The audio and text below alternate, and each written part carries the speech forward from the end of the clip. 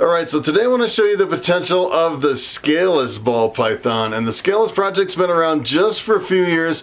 As a matter of fact, when I first got into ball pythons, they were selling Scaleless heads for $45,000. And that's just one copy of the gene. You actually need two copies to actually get a completely Scaleless ball python.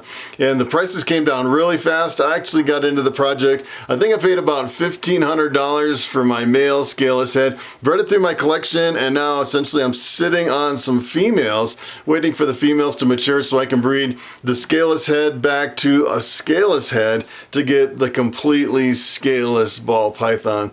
And when I first got into the project, there was no pictures at all anywhere. There was just one random picture of a completely Scaleless ball python on a YouTube video, and we didn't really know the potential of the gene, what some of these combos look like with the Scaleless mixed in. And now I actually went over to Morph Market. It looks like there's 45 ball pythons that have been on there that are completely Scaleless. So now we can get an idea of exactly what this looks like. Some of these single gene morphs and some of these combos with the Scaleless mixed back in to see the potential of the Scaleless. And that's what I'm going to show you in this video.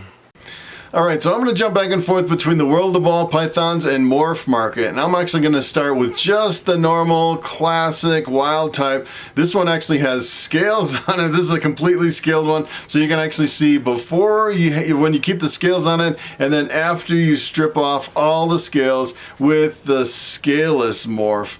So this is actually what it looks like. Essentially all of them are pretty much the same. Has a really black line right down the back and a gold color coming up the sides. And here is what this looks like when you completely strip away all the scales with the Scaleless morph. It's pretty incredible. I'd say the first thing that hits me is I would have never guessed that this was a normal classic wild type ball python. It definitely looks like there's something in there, because if you take a look at some of the patterns on here, there's definite breaks in the pattern, which I would say you never see on a regular wild type ball python.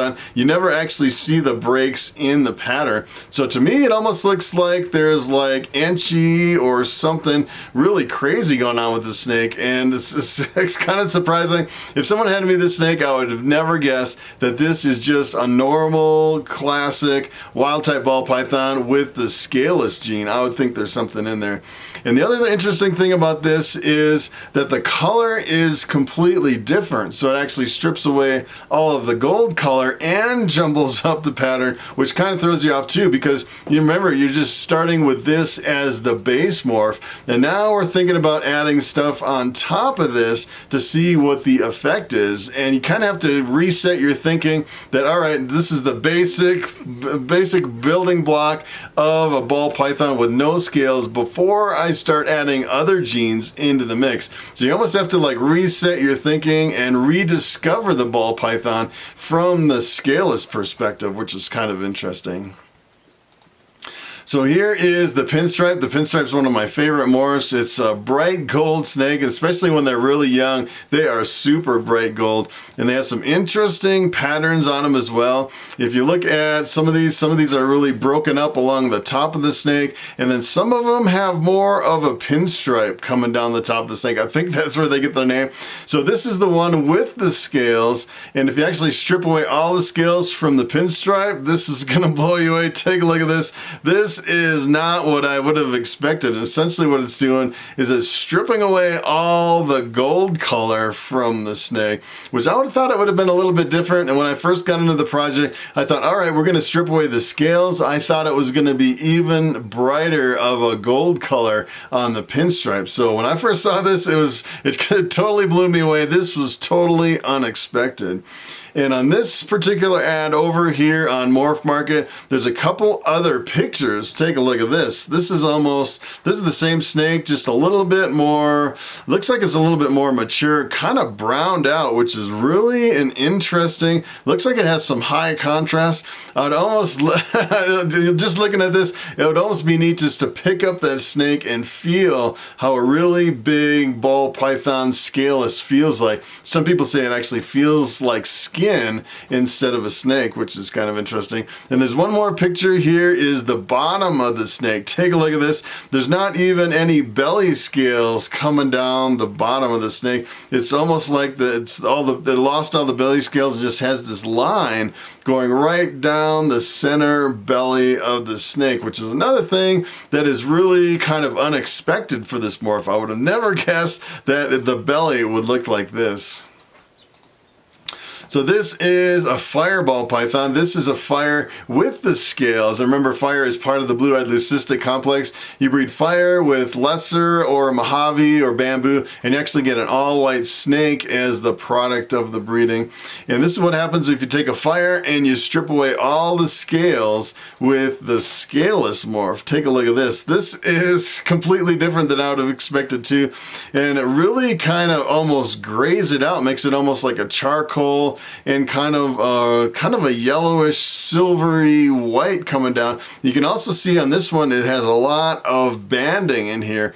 One of the things I'd like to see is a completely scaleless enchi, which I haven't seen yet. Enchi is a pattern reducer, and then you add that to the pattern reduction of the scaleless. It'd be kind of interesting to see what that result would be. So here's a Mojave. Mojave is similar to the lesser, I'd say. They both are in the blue-eyed leucistic. They definitely make some different combos. And this is what happens if you take the Mojave and strip away all the scales. You get almost the same thing as the fire. So take a look at this. This is actually the Mojave scaleless, and take a look at the fire scaleless. Really small, subtle differences between the two. As a matter of fact, if we just look at the regular scaleless, take a look at this. They almost look almost the same. It's pretty amazing between the three. The Mojave, the fire, and just the base wild type scaleless. It's kind of interesting how close they are and how the patterns are kind of similar, I would say, kind of reducing the pattern on all three snakes.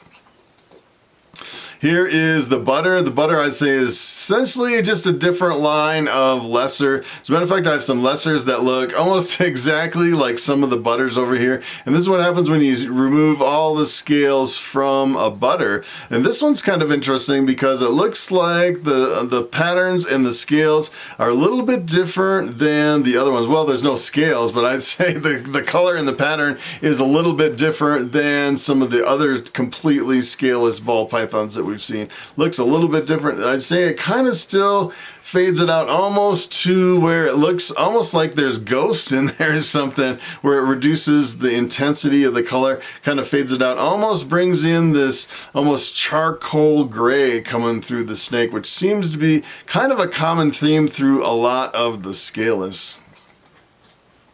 So here is the pewter, and the pewter is a cinnamon pastel. Really interesting combination. So the cinnamon, you start mixing cinnamon with other things and it starts mixing up the sides of the snake, the patterns, and it kind of makes for some interesting combo. I'd say this is kind of your classic pewter right here with the cinnamon and the pastel. And actually, if you remove the scales from the pewter, take a look at this. You get another kind of a jumbled up pattern with kind of a grayed out snake again, which is kind of interesting.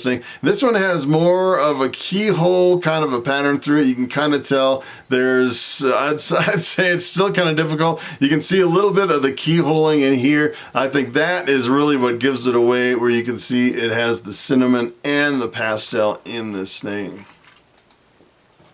Here is the DJI Lesser, and I say the DJI Lesser kind of starts already as a charcoal gray snake, and then you take away all the scales on this one and take a look at this. This is really quite impressive. I'd say I'd say if you actually were holding one of these in your hand, I bet it is really impressive. You can't really tell how impressive it is until you actually see one in someone's hand. Then it's pretty amazing. But you can tell, again, really it masks out a lot of the color and kind of gives you this charcoal gray. Of course, we started with kind of a charcoal gray in this case.